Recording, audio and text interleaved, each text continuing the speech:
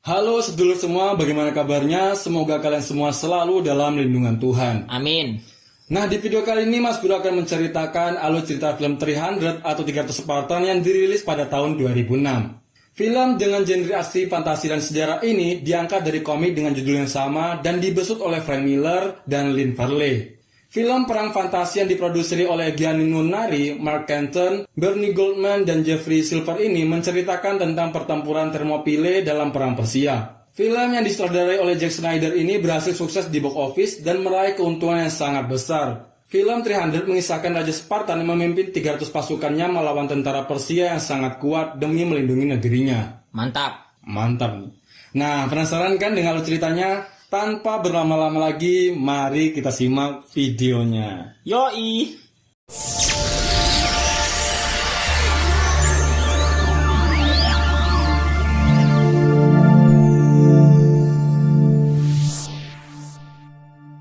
Film diawali dengan diperlihatkan anak-anak yang sedang dididik untuk menjadi petarung sejak mereka masih kecil, agar mereka nantinya menjadi pejuang yang tak kenal takut. Mereka berharap ketika mereka sudah tumbuh dewasa nantinya, mereka siap untuk pergi berperang melawan musuh-musuhnya. Anak-anak yang berumur 7 tahun akan dilepas ke alam liar untuk belajar bertahan hidup dan juga melawan hewan buas demi menjadikannya petarung yang hebat dan tak kenal takut. Mantap. Di lain sisi, pasukan dari Persia datang ke Spartan bertujuan untuk bertemu Raja Leonidas dengan membawa pesan untuk Raja Leonidas. Ketika pesan itu disampaikan, ternyata isi pesan itu ialah Raja Xerxes meminta tanah dan air, atau bisa dibilang Persia meminta kerajaan Spartan untuk tunduk kepadanya. Mereka juga menghina permaisuri dari Raja Leonidas. Mendengar pesan tersebut, Raja Leonidas sejenak memperhatikan rakyatnya. Dan seketika itu ia pun murka dan enggan untuk tunduk dengan Persia. Ia tidak mau jika para wanita, anak-anak, dan juga orang tua menjadi budak dari Raja Xerxes yang kejam. Ia pun kemudian menendang para pasukan Raja Xerxes ke sebuah lubang yang dalam dan mereka semua pun tewas di sana. This is Sparta!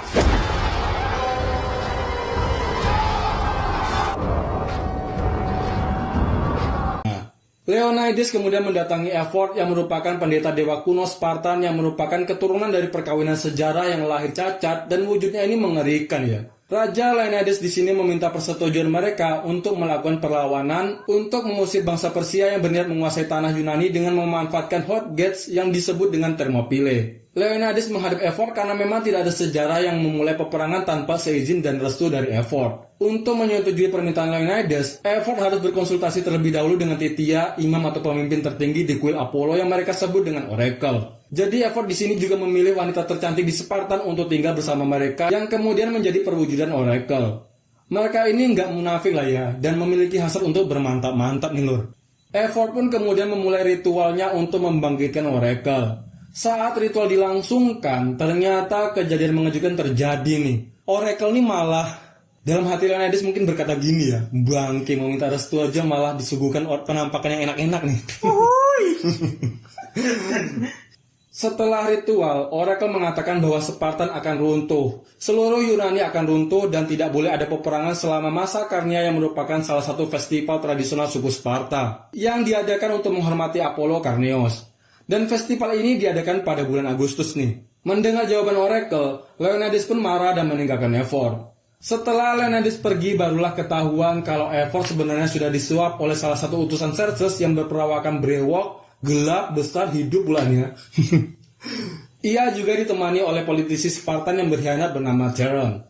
Sesampainya di rumah, Leonidas tidak bisa tidur, makan gak enak, tidur gak nyenyak, mandi gak basah nih. Leonidas pun di sini memikirkan bagaimana caranya untuk bisa mengusir bangsa Persia. Motor lewat, sabar ya lur ya, sabar. Anak kos-kosan bang. Leonidas di sini memikirkan bagaimana caranya untuk bisa mengusir bangsa Persia. Lalu ia membangunkan istrinya dan meminta pendapatnya tentang apa yang harus ia lakukan karena Ephort dan Oracle tidak bisa memberikannya restu. Sang istri pun mempercayai keputusan Raja Leonidas karena Raja Leonidas pasti tahu apa yang harus ia lakukan. Dan setelah itu sebuah scene yang indah pun diperlihatkan. Ini payah nih. Keesokan harinya, setelah mempertimbangkan dan semangatnya pun telah kembali, Leonidas mengumpulkan 300 prajurit terbaiknya untuk ikut bersamanya. Leonidas ini sebenarnya berbohong kepada tetua Spartan dan Theron yang menuduhnya berangkat untuk berperang. Leonidas menjelaskan kepada mereka bahwasanya dirinya ingin pergi jalan-jalan dan 300 prajurit ini adalah pengawal pribadinya. Saat mereka berangkat, Pingurgu menitipkan sebuah kalung keberuntungan untuk dibawa bersama Leonidas dan pasukannya.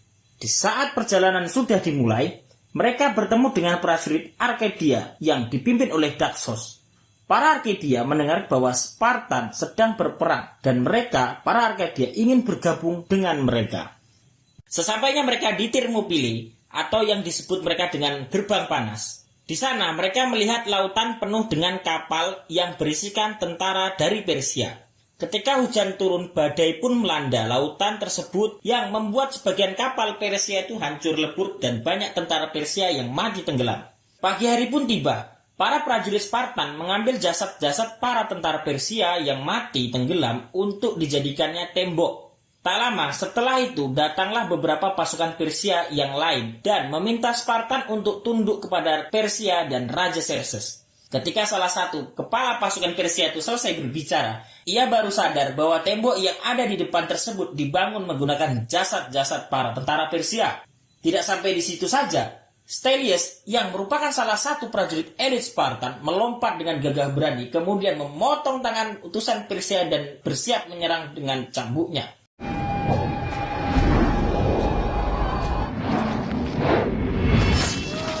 Stelius meminta mereka untuk kembali ke Persia dan memberitahu Xerxes bahwasannya pasukan yang akan mereka hadapi adalah pasukan yang bebas merdeka, bukan budak Xerxes. Sementara itu, ketika Leonidas sedang berdiskusi dengan Artemis mengenai kemungkinan buruk pasukan Persia, apakah bisa menemukan jalan rahasia untuk mengepung mereka, tiba-tiba saja Ephialtes muncul dan memperingatkan Leonidas bahwa memang benar ada jalan rahasia yang bisa digunakan oleh orang-orang Persia untuk mengepung mereka. Ephialtes ini adalah seseorang keturunan Spartan yang menderita cacat sejak lahir, yang orang tuanya pergi dari Spartan agar dirinya tidak dibunuh ketika masih bayi. Seperti yang diungkapkan di awal film, bahwa ketika seorang bayi yang baru lahir di Sparta, bayi tersebut akan diperiksa. Bayi itu memiliki kecacatan fisik ataupun tidak. Ketika bayi itu cacat, maka bayi itu akan dibunuh dan dibuang. Inilah tradisi turun-temurun dari Spartan. Ephialtes kemudian ingin membayar kesalahan ayah dan bergabung ke prajurit Leonidas. Meskipun sempat menaruh simpati, Leonidas menolak permintaan Ephialtes karena kelainan fisik yang membuatnya tidak mampu mengangkat perisai setinggi mungkin. Leonidas menolak bukan tanpa alasan, karena sebenarnya dengan jumlah prajurit yang sangat terbatas, Spartan tetap yakin dengan strategi perang mereka yang menggunakan formasi Phalanx, yang mana kalau Ephialtes bergabung, itu bisa membahayakan dirinya dan bahkan bisa merugikan formasi mereka. Jadi kalau kalian pernah mendengar kata palang atau aliasnya itu dengan kata lain brigade penghalang, dan inilah asal muasal dari kata tersebut. Leonidas pun kemudian pergi meninggalkan Ephialtes, dan Ephialtes terlihat sangat marah dengan dirinya juga orang tuanya. Akhirnya pertempuran pun mereka hadapi. Serbuan pasukan Persia yang sangat banyak itu membuat tanah pijakan mereka bergetar layaknya gempa bumi. Dengan memanfaatkan hot gas, mereka menghadapi serbuan pasukan Persia tersebut dengan formasi palang tadi. Dengan kekuatan Spartan, mereka berhasil menghalau begitu banyak pasukan Persia dan berhasil mendesak hingga membuat mereka semua terjatuh ke dalam jurang atau tebing.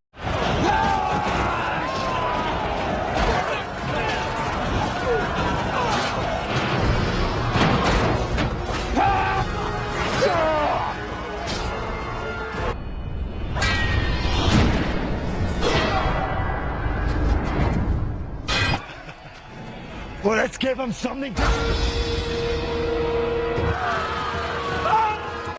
Setelahnya, mereka juga dapat menangkis ribuan anak panah yang dilesatkan oleh pasukan Persia menggunakan perisai mereka.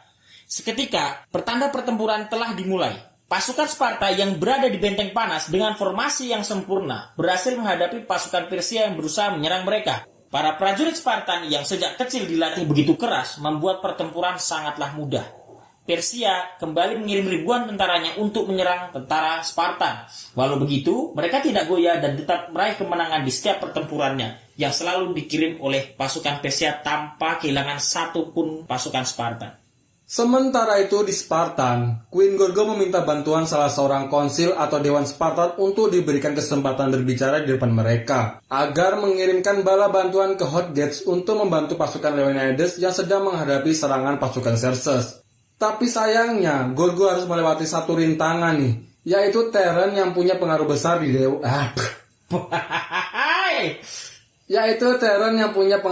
di Dewan. Sang ratu harus berhasil membujuknya dan bekerja sama dengannya.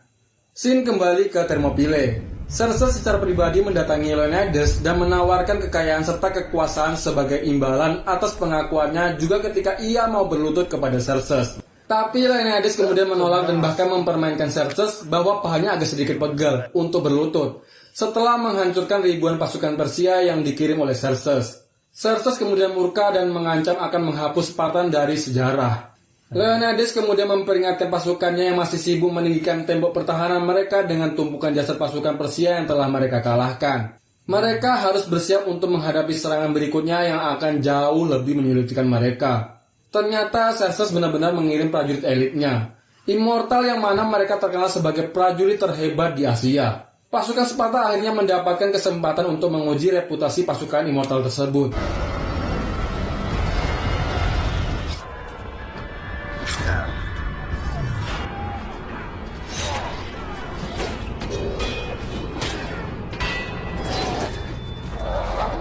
Seperti yang kita duga nih, Sparta tetap berhasil mengalahkan mereka yang punya monster raksasa. Dengan sedikit kesulitan, akhirnya Leonidas berhasil memenggal kepala monster tersebut dan ia juga memberikan kode kepada pasukan Arcadia untuk membantu mereka. Kekalahan salah satu pasukan terbaiknya membuat Xerxes semakin marah. Keesokan harinya, Xerxes kembali mengirimkan pasukan yang tidak kalah lebih Keesokan harinya, Xerxes kembali mengirimkan pasukannya yang tidak kalah mengerikan. Ia mengirimkan prajurit barbar dan juga seekor badak bercula yang juga berukuran sangat besar. Tetapi sebelum badak itu sampai di dekat pasukan Sparta, ia berhasil ditumbangkan dengan lemparan tombak yang sempurna dari Astynos, yaitu putra dari Kapten Artemis. Lalu Xerxes juga mengirim prajurit dengan kekuatan mistis, hingga mengirim pasukan gajah raksasa, yang lagi-lagi berhasil dikalahkan oleh pasukan Sparta.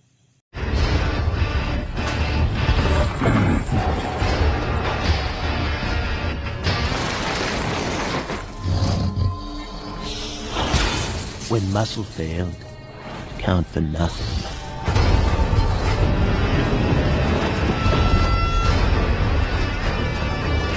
They fall by the hundred. Xerxes dispatches his monsters. Beasts. The piled.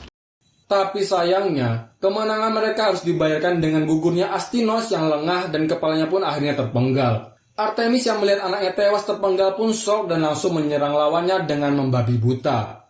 Sementara itu, Ephialtes yang sakit hati kepada Leonidas karena menolaknya untuk bergabung dengan Spartan, akhirnya berkhianat dan menghadap kepada Raja Xerxes.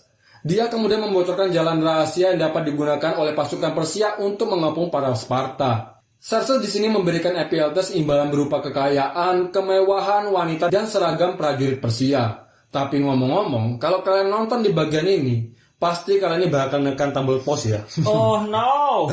Ini scene-nya mantap nih loh. Di Spartan, Queen Gorgo mengundang Terran untuk berunding dan berusaha membujuk agar membantu Gorgo berbicara di depan Dewan Konsil supaya bisa mengirim pasukan bantuan ke Hot Gates. Tapi Terran menolaknya. Terran mau menyetujui permintaan Ratu Gorgo asalkan Ratu Gorgo mau melayani dirinya. Dan sebagai gantinya, ia akan membantunya untuk meyakinkan para penasihat kerajaan agar mengirim seluruh tentara Sparta dalam membantu pasukan Leonidas. Iya. Selingkuh ya? Wah selingkuh kan? Oh iya. Kamar. Karena inilah salah satu kesempatan, Ratu Gorgo pun mensetujuinya. Dan mereka akhirnya bermantap-mantap. Bermantap-mantap. Pro player. Lanjut. Scene berpindah ke sisi lain. Daxos kemudian datang menemui Leonidas untuk memberitahu bahwa Ephialtes telah berkhianat dan juga telah membocorkan jalan rahasia kepada Xerxes. Di sini pasukan Arcadia memilih mundur, tetapi Spartan tetap dalam pendiriannya untuk melawan. Leonidas kemudian memerintah Dilios yang sudah kehilangan salah satu matanya untuk kembali ke Spartan, dan ia disuruh menceritakan apa yang terjadi di Hages pada rakyat Spartan. Awalnya dia menolak dan meyakinkan Leonidas bahwa dia masih bisa ikut dalam peperangan. Tapi Dilios tetaplah seorang prajurit yang patuh pada rajanya, dan Leonidas pun menitipkan kalung keberuntungannya yang tadi diberikan oleh Ratu Gurgu untuk dikembalikan. Scene berpindah ke Dewan Konsil Spartan. Ratu Gurgu akhirnya berbicara di depan para anggota konsil mengenai apa yang terjadi di Hages, dan meminta Dewan untuk mengirim pasukan bantuan. Tapi Teren malah mempermalukan Ratu Gurgu di depan para dewan dan mengungkap apa yang terjadi beberapa jam sebelumnya, di mana sang ratu rela menyerahkan tubuhnya sebagai imbalan kepada Teren agar bisa membantu berbicara di depan semuanya. Ratu Gurgu yang marah langsung mengambil pedang di salah satu pengawal yang ada di sisinya dan langsung menancapkan pedang tersebut ke tubuh Teren. Dan akhirnya terungkap siapa pengkhianat sebenarnya. Sebab dari kantong Teren berjatuhlah sebuah koin emas yang bergambar wajah Xerxes, yang menandakan bahwa Teren memang telah bersekutu dengan Xerxes dan mengkhianati Spartan. Keesokan harinya, pasukan Persia yang dipimpin oleh Ephialtes melintasi jalan rahasia dan mengepung para Spartan. Xerxes melalui salah satu pemimpin perangnya lagi-lagi meminta Leonidas untuk tunduk dan mengakui kekuasaan Xerxes dengan menawarkan sejumlah kesepakatan. Leonidas pun terlihat berlutut dan tunduk di hadapan Xerxes yang membuat Xerxes sekejap tersenyum penuh kemenangan. Akan tetapi, bukannya berlutut dan tunduk, rupanya Leonidas memberikan Stelias pijakan untuk melompat dan membunuh sang jenderal. Karena marah, Xerxes kemudian memerintahkan seluruh pasukannya untuk menyerang dan membunuh mereka, ditambah pasukan pemanah Persia juga menghujani pasukan Spartan dengan anak panahnya. Leonidas yang sudah sangat marah melemparkan tombaknya ke arah Xerxes dan berhasil melukai wajah Xerxes. Hal ini membuktikan bahwa seorang God King pun bisa dibunuh ya. Lalu pasukan Spartan yang tersisa akhirnya bertarung hingga titik darah penghabisan. Hingga akhirnya mereka harus tewas satu persatu akibat banyaknya rentetan anak panah yang menghujani mereka. Di lain sisi, Dilios akhirnya sampai ke Spartan dan menceritakan kisahnya bersama Leonidas di hadapan dewan. Dengan inspirasi pengorbanan Leonidas dan 300 Spartan, 1 tahun setelah peristiwa Thermopylae tersebut, pasukan Persia kini harus bersiap menghadapi 30.000 prajurit Yunani dan dipimpin oleh 10.000 prajurit Spartan. Dengan kalimat motivasi terakhir yang bikin merinding nih, Dilios yang kini menjadi pimpinan prajurit Spartan memimpin mereka untuk memulai peperangan melawan pasukan Persia yang dipimpin Xerxes di Plataea. Inilah dia pertempuran selanjutnya yang lebih dikenal dengan istilah The Battle of Plataea. Nah, begitulah ya alur cerita film 300 Spartan ini. Meskipun film ini diadaptasi dari kisah legendaris The Battle of Thermopylae, ketika saya membaca sejarah pasukan Spartan, sayangnya terdapat banyak ketidaksesuaian antara film ini dengan sejarah ya. Yang menurut saya sih masih wajar ya untuk menambahkan unsur dramatisnya. Nah, satu hal yang patut kita acungi jempol nih, yaitu acting dari Gerard Butler yang sangat ambisius dan penuh semangat yang tercermin dalam diri seorang Leonidas. Satu hal lain yang disayangkan di dalam film ini adalah kita dipaksa menikmati sesuatu yang tidak pas. Di mana di film ini digambarkan Spartan sebagai bangsa yang terdiri dari orang-orang hooligan yang hanya peduli tentang kekerasan dan perang. Padahal dari berbagai sumber telah memperjelas bahwa Spartan sebenarnya juga peduli dengan retorika juga karya sastra seperti puisi. Di sini kami belum terlalu banyak ya mencari referensi mengenai pasukan Spartan dan sejarah lengkapnya. Jika kalian menginginkan kami untuk menjelaskan sejarah dari perjuangan pasukan Spartan, mungkin kami bisa menjelaskannya di video terpisah aja ya. Itu pun tergantung dari permintaan kalian. Ya kan, Cok? Ya, bro. Oke. Intinya nih, pasukan Spartan adalah pasukan militer di negara kota Spartan yang merupakan salah satu negara terkuat di Yunani kuno. Pasukan ini merupakan salah satu inti peradaban negara Spartan yang tujuan utama dari setiap penduduknya adalah menjadi prajurit terkuat. Mereka juga melakukan latihan militer sejak mereka masih kecil. Pasukan Spartan juga menjadi salah satu pasukan tempur yang paling ditakuti dalam sejarah dunia nih. Pada masa kejayaan di abad ke-4 dan ke-6 sebelum Masehi, satu prajurit Spartan ini setara dengan beberapa prajurit elit di negara lain. Mungkin kalian ada yang penasaran ya mengenai sejarah asli dari pasukan Spartan ini. Coba kalian komen di bawah ya. Oke, begitulah alur cerita film 300 ini ya. Bagi kalian yang suka dengan alur cerita seperti ini, jangan lupa untuk apa, Cok? Like dan share. Subscribe juga jangan lupa ya, agar kalian tidak ketinggalan nih video-video terbaru dari Gabut Nonton. Dan sekian dari kami, sampai bertemu di video selanjutnya. Bye-bye.